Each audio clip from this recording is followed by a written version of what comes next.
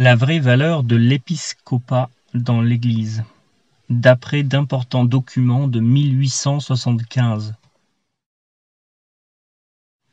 Nous croyons qu'il n'y a pas de meilleur moyen de ramener la doctrine à ses véritables proportions que de reproduire in extenso un document très important que l'épiscopat allemand, approuvé hautement par le pape Pie IX, fit paraître 5 ans après le Concile du Vatican, et qui a eu pour effet alors de libérer la conscience catholique d'une gêne au moins aussi grave que celle que quelques-uns ressentent aujourd'hui. Il est notoire que plusieurs théologiens du Concile, même parmi les modérés, craignaient que certains infaillibilistes de l'époque n'aient tendance à, citation, effacer les évêques et absorber leurs droits dans la juridiction suprême du pape. Fin de citation, au risque de, citation, modifier ainsi la constitution divine de l'Église. Voir Aubert, le pontificat de Pie IX, 1952, page 342. De ce chef, au cours des débats conciliaires, un paragraphe nouveau avait été ajouté au chapitre 3 de la Constitution Ecclesia Christi afin d'insister sur le pouvoir des évêques qui, citation, posés par le Saint-Esprit, acte 20-28, sont les successeurs des apôtres et les véritables pasteurs de leur peuple. Denzinger-Banwart, Enchiridion, numéro 1828. Il fallait en effet prendre position contre une, citation, compréhension erronée de la doctrine classique de l'infaillibilité personnelle par suite des exagérations des néo-ultramontains dont certains allaient jusqu'à opposer nettement le pape à l'Église et à envisager le cas où le pape demeurerait seul du côté de la vérité. Enfin, et peut-être surtout, il fallait éviter l'impression de voir l'autorité divine de l'épiscopat en danger, ce qui pouvait sembler justifié par le fait qu'il n'était pas fait mention de l'épiscopat dans le schéma sur l'Église.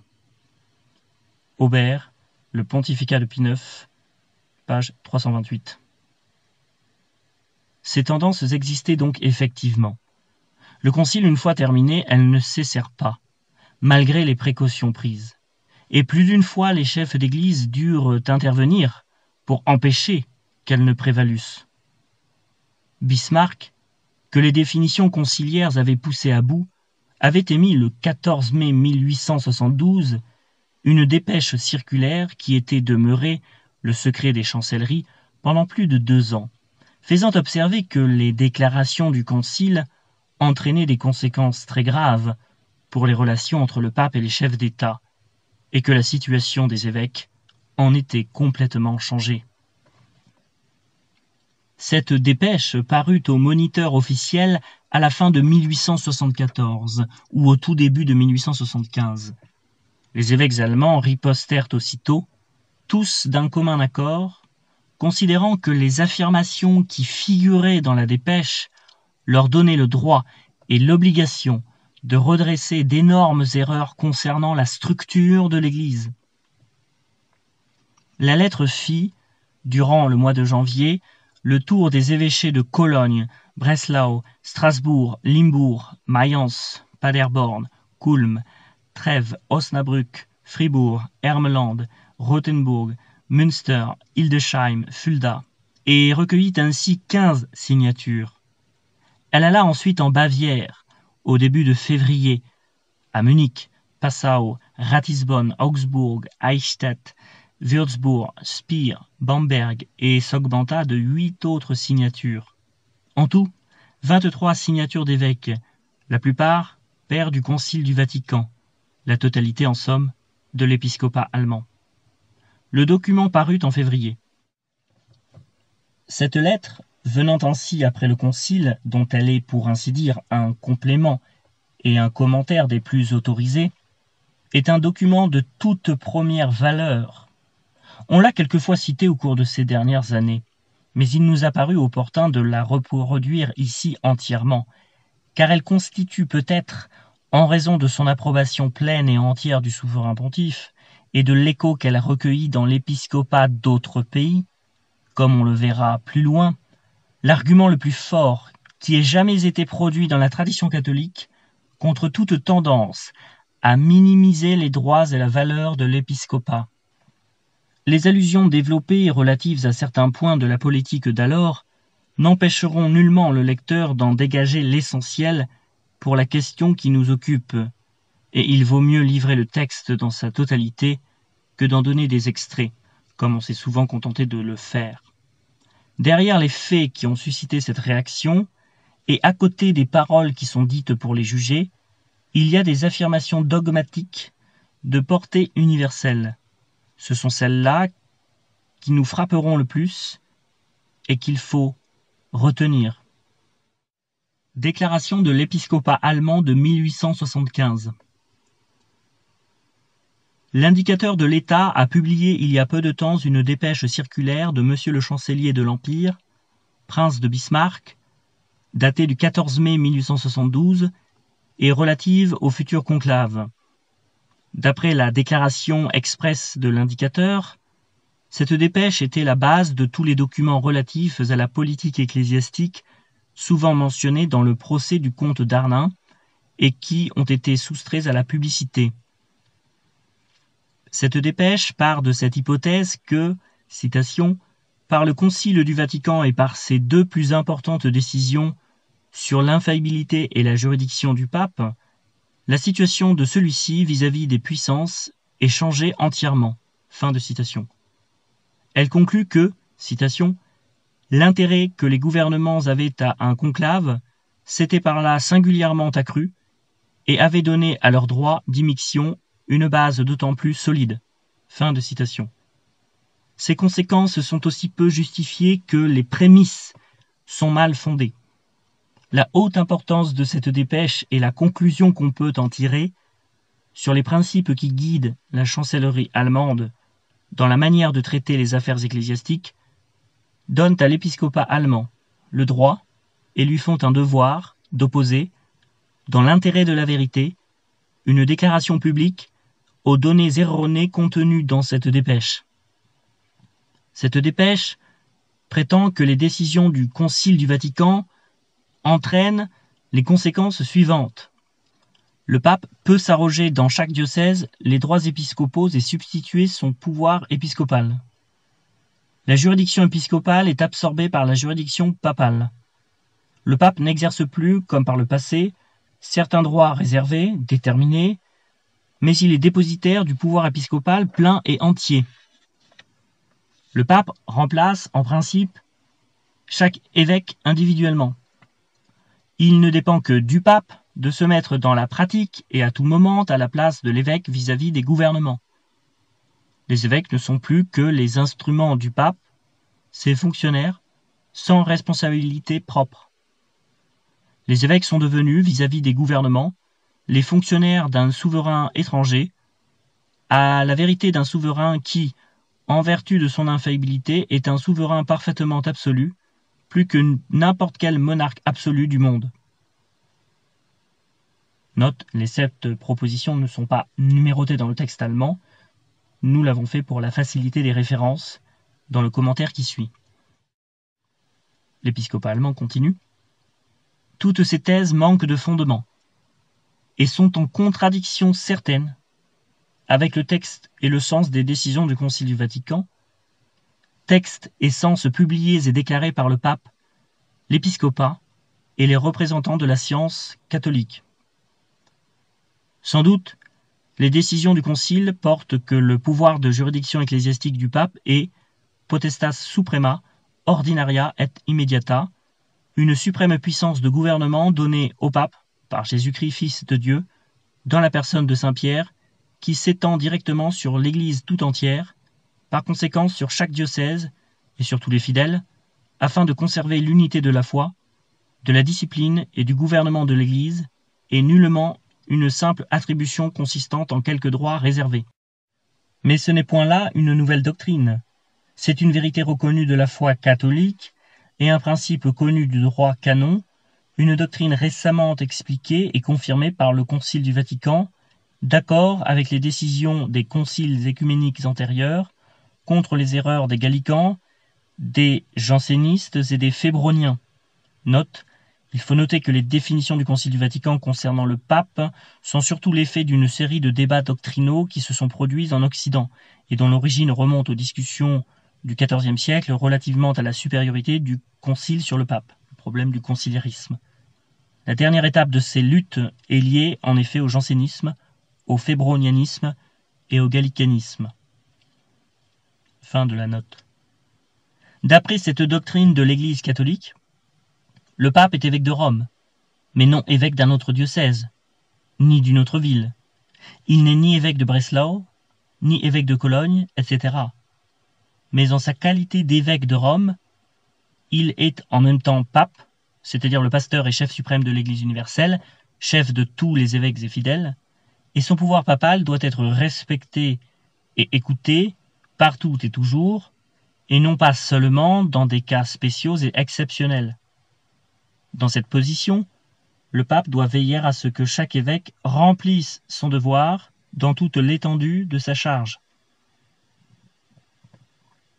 Si un évêque en est empêché, ou si un besoin quelconque s'en fait sentir, le pape a le droit et le devoir, non en sa qualité d'évêque du diocèse, mais en celle de pape, d'ordonner tout ce qui est nécessaire pour l'administration du diocèse. Jusqu'à présent, tous les États européens ont reconnu ces droits pontificaux comme faisant partie de la constitution de l'Église catholique.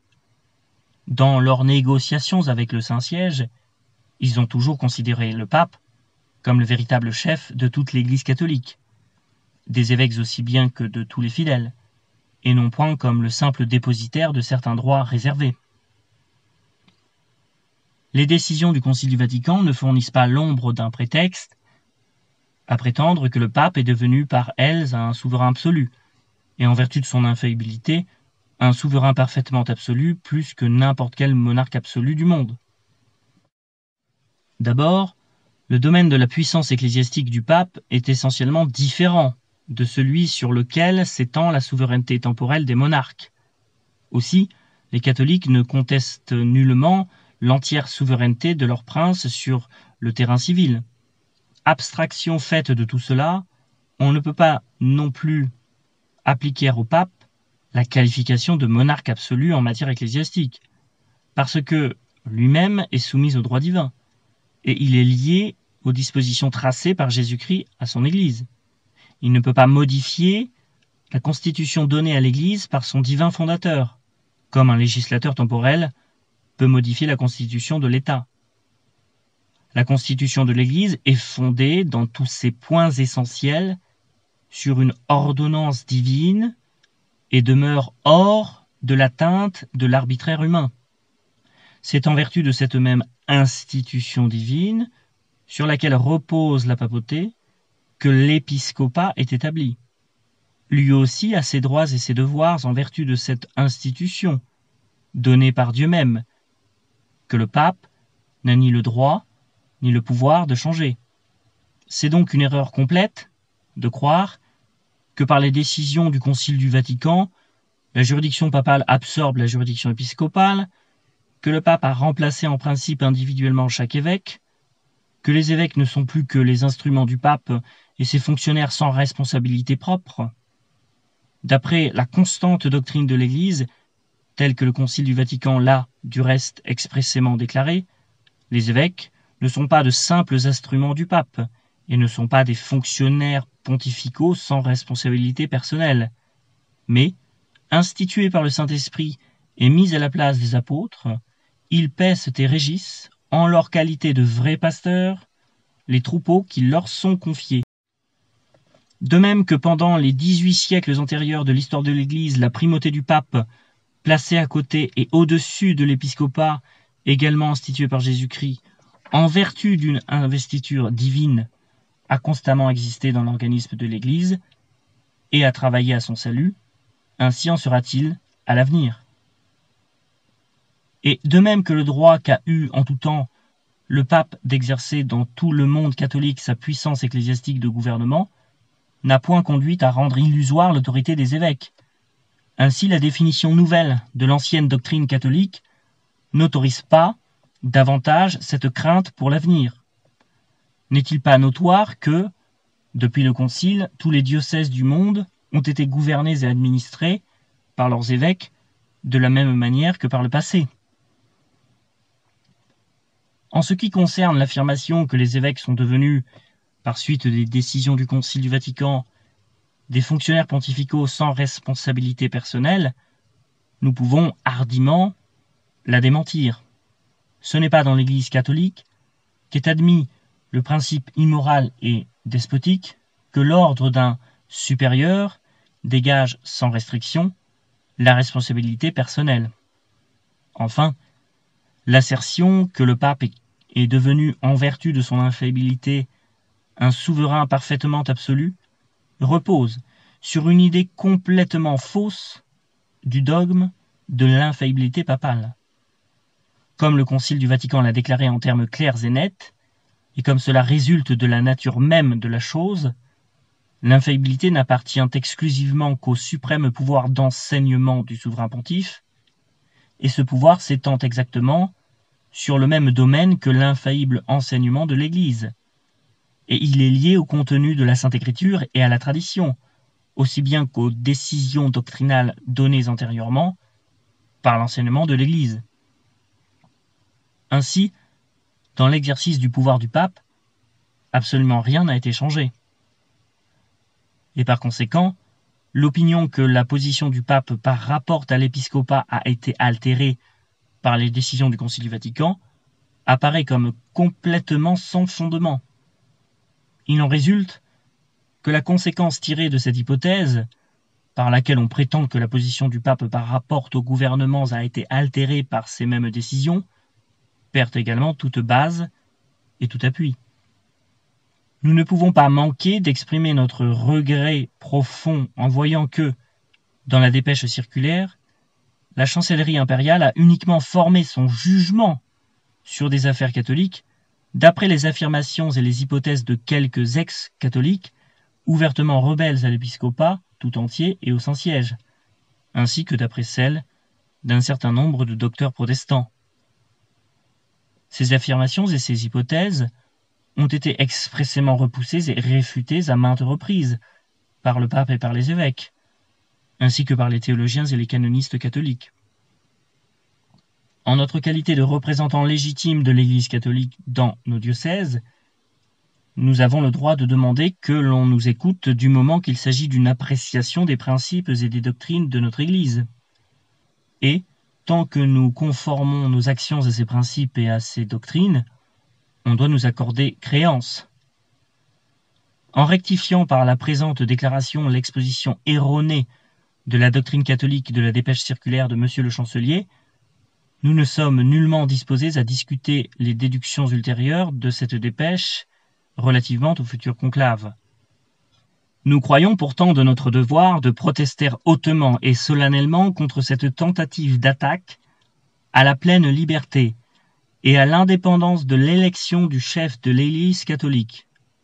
Nous faisons observer qu'il n'appartient qu'à l'autorité de l'Église en tout temps de se prononcer sur la validité d'une élection papale et qu'à la décision de l'Église, les catholiques de toutes les nations et de l'Allemagne aussi se soumettront sans réserve.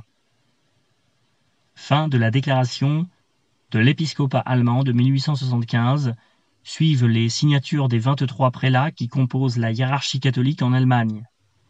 À noter que les évêques anglais ont reproduit ces paroles de leurs confrères allemands, citation, pour dévoiler de graves erreurs, d'où les ennemis de la foi catholique tirent aujourd'hui partout des conclusions destructrices de la liberté de l'Église.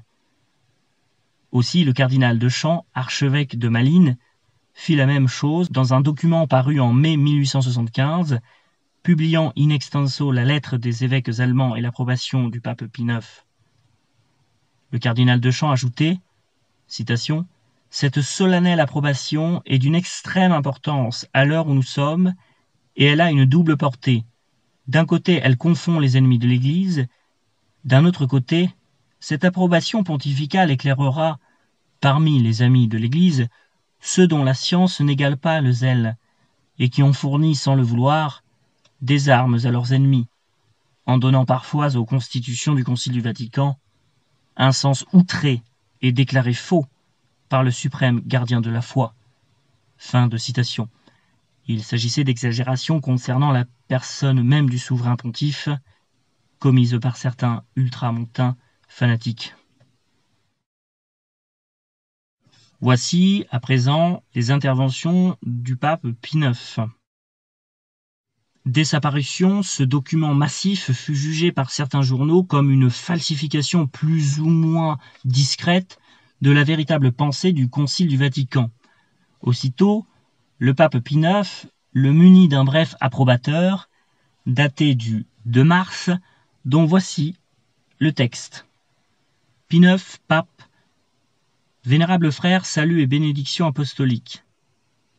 L'admirable fermeté d'âme qui, dans le combat pour la défense de la vérité, de la justice et des droits de l'Église, ne craint ni la colère des puissants, ni leurs menaces, ni la perte des biens, ni même l'exil, la prison et la mort, et qui a été la gloire de l'Église du Christ dans les siècles passés, est toujours resté depuis lors son caractère distinctif, et la preuve évidente qu'en cette Église, seule, se trouve la vraie et noble liberté, dont le nom retentit aujourd'hui partout, mais qu'en réalité, on ne rencontre nulle part.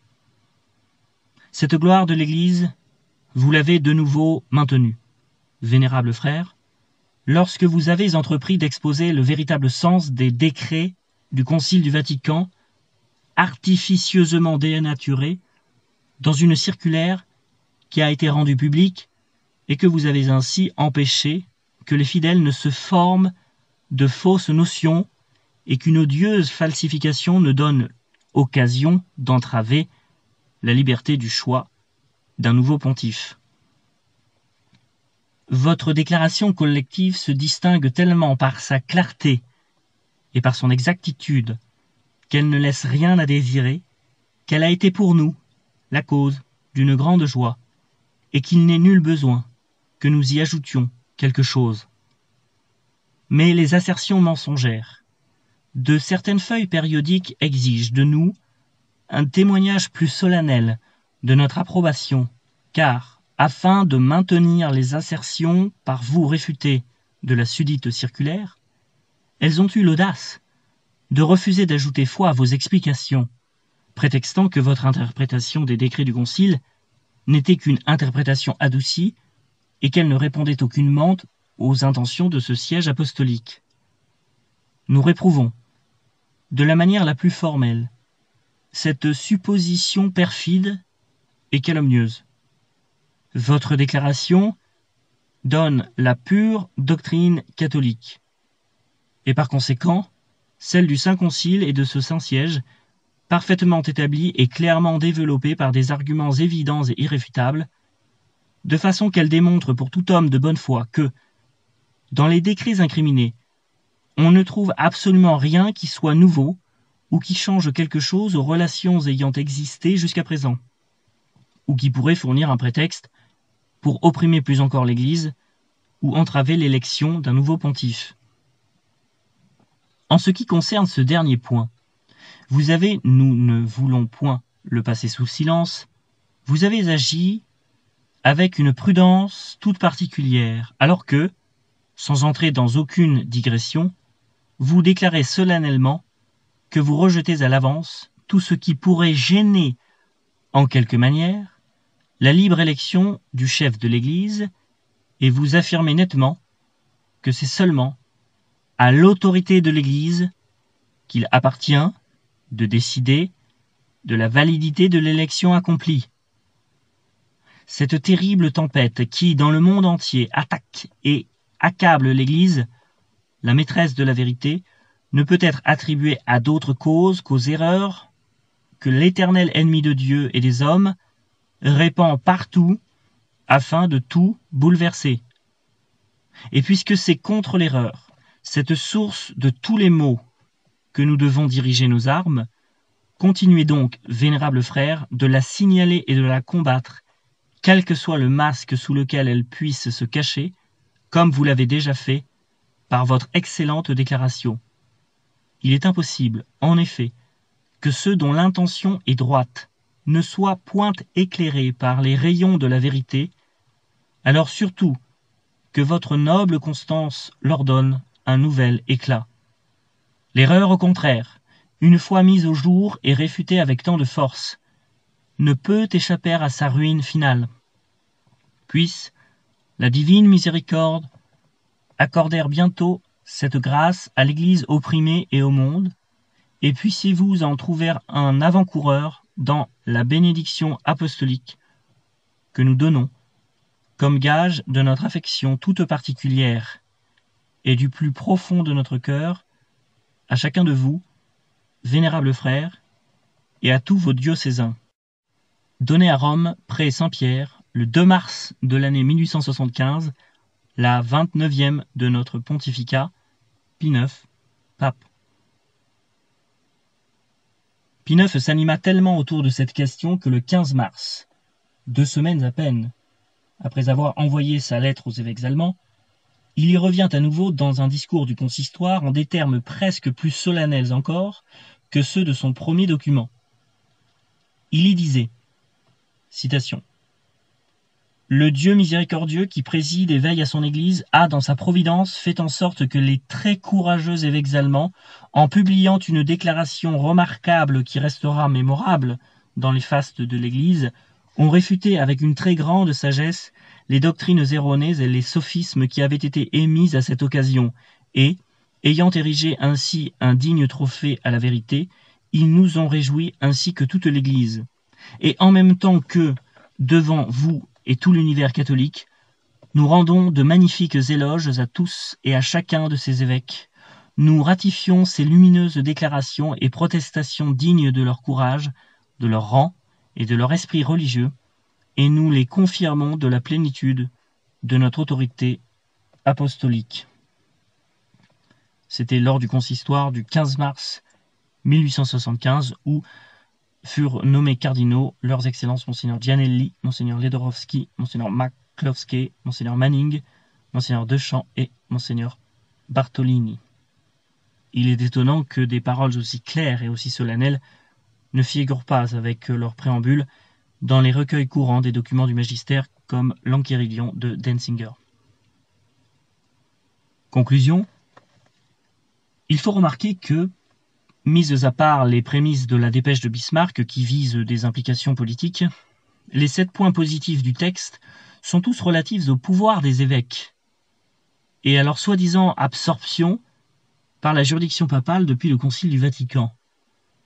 C'est là le fond de tout le débat et la raison de la vive réaction du corps épiscopal comme de celle de Pie IX. Il s'agit donc d'un élément dogmatique très important de la structure de l'Église. Quoique le concile n'ait pratiquement légiféré que sur les prérogatives de l'évêque de Rome, il est bien entendu que, même en cela, les déclarations conciliaires n'ont porté que sur la détermination d'une doctrine latente dans l'Église depuis longtemps, et n'a absolument rien changé, surtout en ce qui concerne l'épiscopat. Chacune des 7 propositions doit être considérée comme fausse et absolument en contradiction, entschieden im Widerspruch, avec les décisions du Concile et la doctrine catholique. Pour énoncer celle-ci, la doctrine catholique, il suffit donc de considérer comme vraie la contradictoire de chacune d'elles. Ainsi, le pape ne peut s'arroger les droits épiscopaux ni substituer son pouvoir à celui des évêques. La juridiction épiscopale n'est pas absorbée par la juridiction papale. Le pape n'est pas devenu, par les définitions du Concile du Vatican, le dépositaire du pouvoir épiscopal plein et entier. Il ne remplace pas, en principe, chaque évêque individuellement. Il ne peut se mettre à tout moment à la place d'un évêque vis-à-vis des gouvernements. Les évêques ne sont pas devenus les instruments du pape.